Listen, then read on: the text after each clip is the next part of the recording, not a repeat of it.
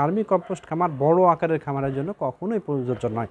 কারণ একটি খুব বড় খামার হলো সেখান থেকে প্রতি মাসে 20 টন থেকে 50 টন ভার্মি কম্পোস্ট উৎপাদন করা খুবই কঠিন। সেখানে আপনি অনায়াসে সেই পরিমাণ খামার থেকেই আপনি সাধারণত 300 থেকে 500 টন ট্রাইকো কম্পোস্ট প্রোডাকশন করতে পারেন।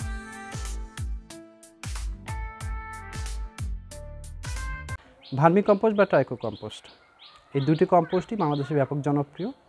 এই দুইটা কম্পোস্টের মধ্যে উৎপাদন করা কোনটি সহজ এবং কোন সারের উৎপাদন খরচটা কত সেটা জানানোর জন্য উপস্থিত হয়েছি আমি মোহাম্মদ আব্দুর রহিম, উপসহকারী কৃষি অফিসার, বগুড়া সদর, বগুড়া।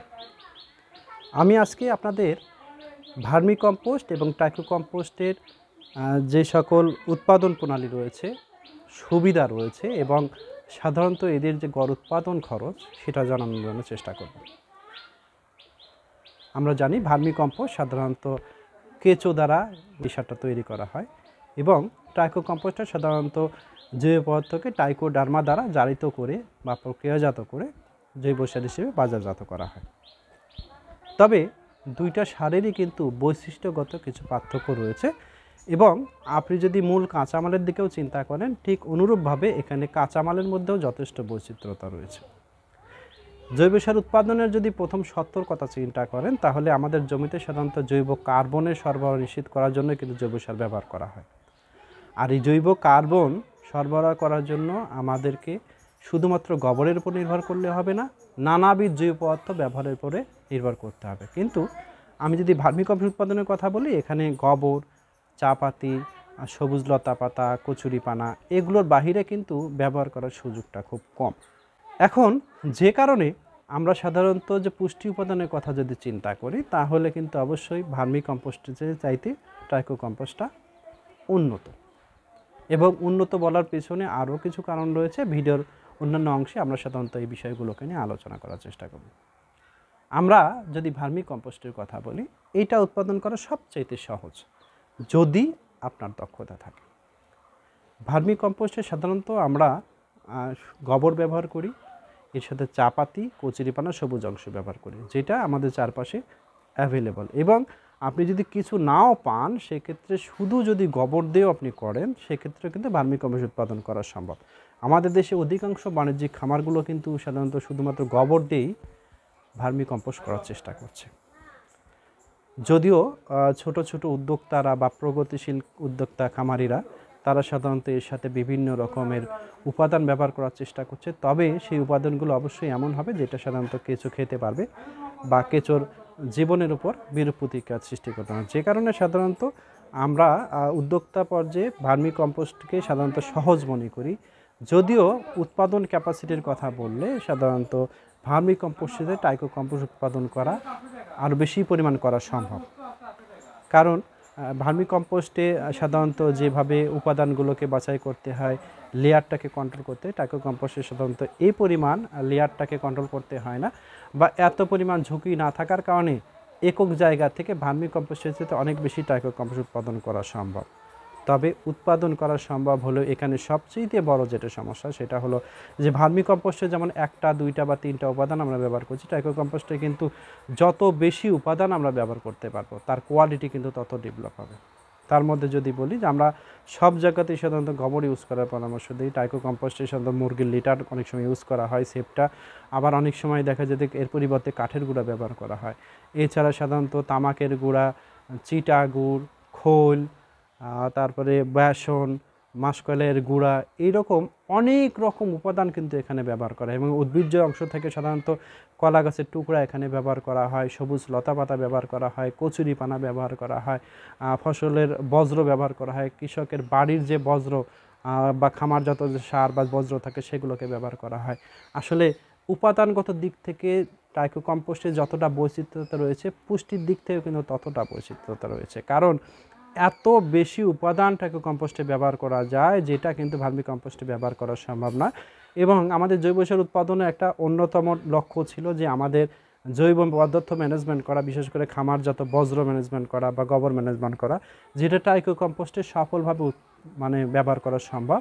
এবং এগুলোকে ডিকম্পোজ করার জন্য সাধারণত ট্রাইকোডার্মা হার্জেনিয়াম বা ট্রাইকোডার্মা ভিরিডি ব্যবহার করা হয়, যেগুলো সাধারণত ল্যাবরেটরিতে উৎপাদন করা হয়। প্রতি কেজি জৈব পদার্থ পচনের জন্য সাধারণত 1 গ্রাম হারে ট্রাইকোডার্মা ব্যবহার করা হয়। তবে এটা সাধারণত খামারের যে সারটা তৈরি হবে বা টাইকো কম্পোস্ট তৈরি হবে সেটার কিন্তু কোয়ালিটিটা অনেক ডেভেলপ করে। আপনি পুষ্টি উপাদানের দিক থেকে যদি চিন্তা করেন, ভার্মি কম্পোস্টে সাধারণত সার হিসেবে অন্যান্য যে পুষ্টি উপাদান থাকার কথা সেটা প্রপারলি থাকে এবং এর দেহে কিন্তু সাধারণত জীবাণুর পরিমাণ কমে যায়। সাধারণত এখানে যে কেঁচোগুলো থাকে তার দেহ থেকে নির্গত এনজাইমের কারণে গবারের ভিতরে যে ক্ষতিকর জীবাণু থাকে সেটা অনেকাংশে কমে আসে। কিন্তু আপনি যদি ট্রাইকোডার্মার কথা চিন্তা করেন, ট্রাইকোডার্মা কিন্তু আসলে এর ভিতরে এমনভাবে পচনক্রিয়াটা করে যে তুলনামূলকভাবে ভার্মি কম্পোস্টে অধিক পরিমাণ পুষ্টি কিন্তু ট্রাইকো কম্পোস্টে পাওয়া যায়। এবং ট্রাইকোডার্মা যে অণুজীবটা সাধারণত কম্পোস্টের সাথে থাকে সেটাও কিন্তু আসলে ফসলের জমিতে বেশ কিছু আলাদা সুবিধা প্রদান করে। তার মধ্যে উল্লেখযোগ্য সুবিধা হলো এটা সাধারণত মাটিবাহিত যে সকল ছত্রাক রয়েছে বা মাটিবাহিত রোগ রয়েছে সেগুলোকে দমন করতে সহযোগিতা করে। তারপরে এগুলো মাটির ভিতরে যে সকল কীটপতঙ্গ সাধারণত ডিম দেয়, পিঁপড়া, উই পোকা বা মোরক্রিকেট, এই ডিমগুলোকে সাধারণত নষ্ট করে দেয়, যে কারণে সাধারণত এই মাটির ভিতরে যে কীটপতঙ্গগুলো থাকার কথা সেগুলো কিন্তু সাধারণত সফলভাবে দমন করে। এবং এই ট্রাইকোডার্মার কিন্তু তাদের জৈবনিক প্রক্রিয়ার ফলেই অন্যান্য অণুজীবকে যখন মেরে ফেলে তাদের দেহ থেকে নির্গত যে এনজাইম বা অন্যান্য উপাদান যেটাকে মাটিতে রিলিজ করে বা উদ্ভিদের শিকড় অঞ্চলে রিলিজ করে সেটা কিন্তু সাধারণত জৈব হরমোন হিসেবে কাজ করে, যেটাকে আমরা সাধারণত বাজার থেকে পিজিআর হিসেবে কিনি। যে কারণে ট্রাইকো কম্পোস্ট ইউজ করলে কিন্তু গাছে দৃশ্যমান চেঞ্জ আসে এবং এই চেঞ্জ আসার কারণেই সাধারণত একটা ট্রাইকো কম্পোস্টকে সাধারণত ভার্মি কম্পোস্টের চেয়ে 4 গুণ বেশি শক্তিশালী চিন্তা করা হয়। যে কারণে আপনি যদি কোয়ালিটির কথা চিন্তা করেন তাহলে সেক্ষেত্রে অবশ্যই আপনি ভার্মি কম্পোস্টের থেকে ট্রাইকো কম্পোস্টের কোয়ালিটিটা অনেক বেশি হবে। এবং উৎপাদন ক্যাপাসিটির কথা যদি চিন্তা করেন একই পরিমাণ জায়গাতে ভার্মি কম্পোস্টের থেকে ট্রাইকো কম্পোস্ট বেশি উৎপাদন করা যাবে। যদিও উৎপাদন প্রণালী বা সহজলভ্যতার দিক থেকে কিন্তু ভার্মি কম্পোস্ট উৎপাদন করা সহজ, কারণ ট্রাইকো কম্পোস্ট উৎপাদন করতে গেলে যতগুলো উপাদান বা কাঁচামাল দরকার হয় এগুলো কিন্তু সাধারণত বাহির থেকে কিনতে হয় এবং কালেকশন করতে হয় বলেই এই সারের কিন্তু সাধারণত উৎপাদন খরচটা বেড়ে যায়। এবং তুলনামূলকভাবে ভার্মি কম্পোস্টে পুষ্টি উপাদানের পরিমাণও কিন্তু এখানে বাড়ে, কারণ পুষ্টি উপাদানের পরিমাণ বাড়ে বিধায় এখানে কিন্তু আসলে উৎপাদন খরচ বেড়ে যায়। আর যেহেতু অনেক পরিমাণ উপাদানকে কালেকশন করতে হয় এবং এগুলোর জন্য বাজার থেকে বা বিভিন্ন উৎস থেকে সংগ্রহ করতে এগুলোতে ট্রান্সপোর্টেশন কস্ট বা লেবার কস্ট বা অন্যান্য কস্টগুলো সাধারণত বেড়ে যায়, যে কারণে সাধারণত এই ট্রাইকো কম্পোস্ট উৎপাদনে সাধারণত খরচ বেড়ে যায়। তবে সাধারণত যারা বড় খামার করতে চান, বাণিজ্যিক আকারে খামার করতে চান, ভার্মি কম্পোস্ট খামার বড় আকারের খামারের জন্য কখনোই প্রযোজ্য নয়। কারণ একটি খুব বড় খামার হলো সেখান থেকে প্রতি মাসে 20 টন থেকে 50 টন ভার্মি কম্পোস্ট উৎপাদন করা খুবই কঠিন। সেখানে আপনি অনায়াসে সেই পরিমাণ খামার থেকেই আপনি সাধারণত 300 থেকে 500 টন ট্রাইকো কম্পোস্ট প্রোডাকশন করতে পারেন, যে কারণে উৎপাদনের প্রযুক্তির সহজলভ্যতা বা অন্যান্য সুযোগ সুবিধা বা ফ্যাসিলিটির কথা চিন্তা করলে সাধারণত ট্রাইকো কম্পোস্টে সুবিধা হবে। এবং আপনি যদি লিভার ম্যানেজমেন্টের কথা বলেন, যে ভার্মি কম্পোস্টে গোবর প্রসেস করা, সেখানে কেঁচো ছাড়া গোবর কালেকশন, কেঁচো সার কালেকশন করা এবং নেট করা যে শ্রমিকটা ব্যয় হয়, ট্রাইকো কম্পোস্টে অনেক সময় দেখা যায় যে সাধারণত লেয়ার সাজানোর পরে 15 দিন পর এবং 30 দিন পর দ্বিতীয়বার উল্টাইতে হয়। এর বাইরে কিন্তু তেমন কোনো লেবার কস্ট নেই এবং সর্বশেষ এই সারটাকে তোলার পরে সাধারণত ক্র্যাশ করে নেট করা হয়, যেটা ভার্মি কম্পোস্টে এত সহজে নেট করা যায় না। যে কারণে সার্বিক খরচের দিক থেকেও কিন্তু ট্রাইকো কম্পোস্টে একটু লেবার কস্ট কম হলে অন্যান্য খরচ সাধারণত বেশি হয়, যে কারণে সাধারণত উৎপাদন খরচের কথা যদি চিন্তা করা হয় প্রতি কেজি ভার্মি কম্পোস্ট উৎপাদন করতে 3 থেকে সর্বোচ্চ 4 টাকা পড়তে পারে। এর ভিতরে আপনার লেবার কস্ট, কাঁচামাল বা অন্যান্য ম্যানেজমেন্ট, মার্কেটিং সব কিছু থাকতে পারে।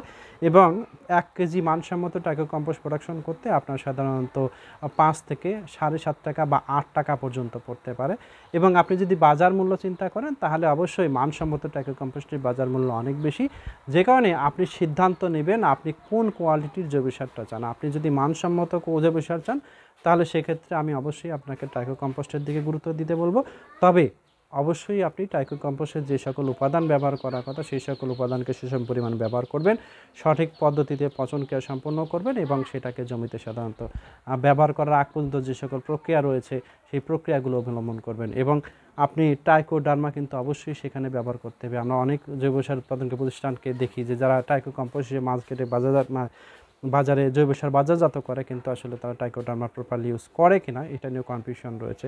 যদিও প্রতিটি জৈব পদার্থে বা প্রতিটি মাটিতে সব জায়গাতে ট্রাইকোডার্মা থাকে, তবে যেহেতু ট্রাইকো কম্পোস্ট বলছি এখানে কৃত্রিমভাবে ট্রাইকোডার্মা সাধারণত সরবরাহ করার কথা, এটা যদি প্রপারলি ইউজ করা হয় তাহলে কিন্তু অবশ্যই মানসম্মত ট্রাইকো কম্পোস্ট প্রোডাকশন করা যাবে।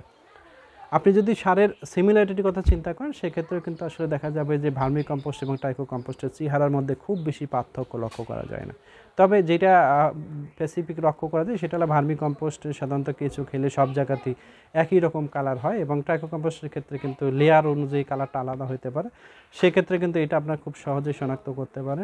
তবে মনে রাখবেন, আপনি যদি অথেন্টিক উৎস থেকে ভালো মানের টাইকো কম্পোস্ট ইউজ করেন তাহলে খুব বেশি লাভবান হবেন, এবং আপনার যদি এরকম অথেন্টিক উৎস না থাকে তাহলে অবশ্যই আপনি আপনার খামারে ভার্মি কম্পোস্ট উৎপাদন করতে পারেন বা ভার্মি কম্পোস্ট ব্যবহার করতে পারেন। ধন্যবাদ সবাইকে, যে যেখান থেকে আমাদের ভিডিওটি দেখছেন। যদি ভালো লাগে তাহলে অবশ্যই চ্যানেলটি সাবস্ক্রাইব করবেন, পাশে থাকা বেল আইকনটি চাপবেন এবং বল পোস্টারের জন্য শেয়ার করবেন। ধন্যবাদ সবাইকে, ভালো থাকবেন, ভালো রাখবেন। আল্লাহ হাফিজ।